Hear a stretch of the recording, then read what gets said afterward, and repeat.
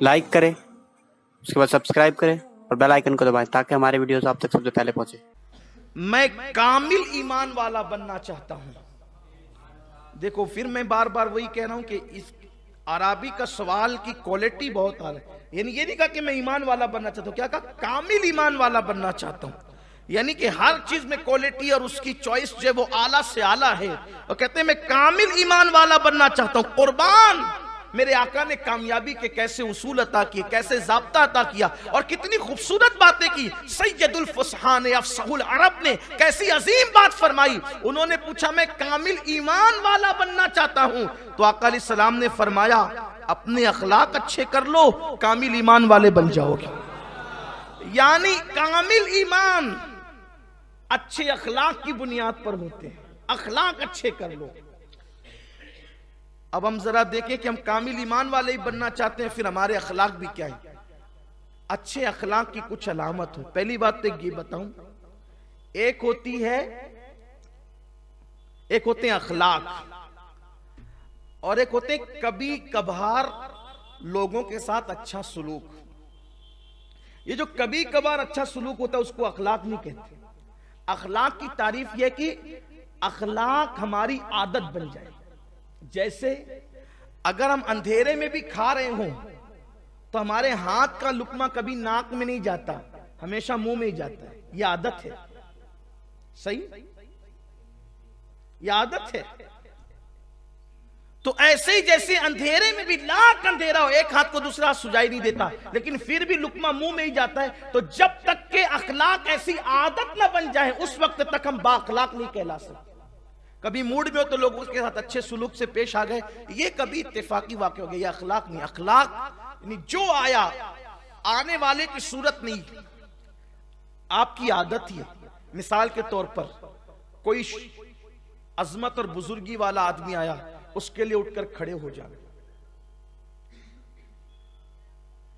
बल्कि हुजूर अकरम सल्लल्लाहु अलैहि वसल्लम ने खुद अपने बाद सहाबा की आमद पर सहाबा को कहा कि अपने सरदार के लिए उठ के खड़े हो जाओ।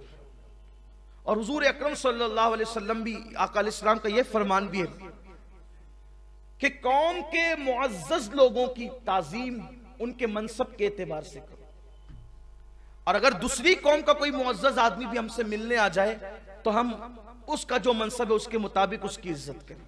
जैसे हुजूर अलैहिस्सलाम ने बाज काफिर सरदारों के लिए अपनी चादर भी बिछा दी और उस चादर वाले अखलाक को देख करके वो मुतासिर हुए।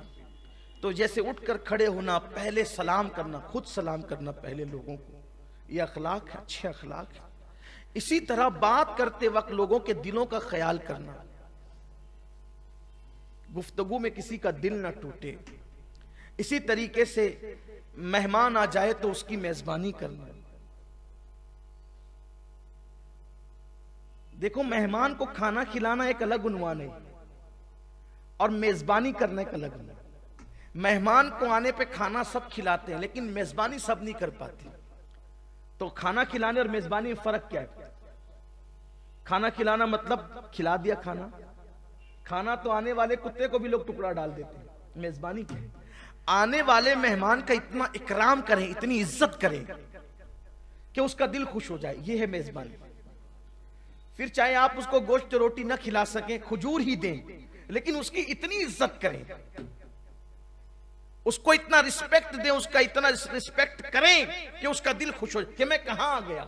बिठाने में, उठाने में, खिलाने में, पिलाने में, गुफ्तगू में उसका इकराम करें। बल्कि आका अलैहिस्सलाम फरमाते हैं कि जो अल्लाह और यौम आखिरत पर ईमान रखता है उसको चाहिए कि वो मेहमान का इकराम करे, मेहमान का एहतराम करे। बाज मर्तबा तो ऐसा भी हुआ कि हुजूर के घर मेहमान आ गए और खिलाने के लिए बज़ाहिर कुछ न था, तो हुजूर अलैहिस्सलाम ने अपनी बास चीजें गिरवी रख करके लोगों को खिलाया।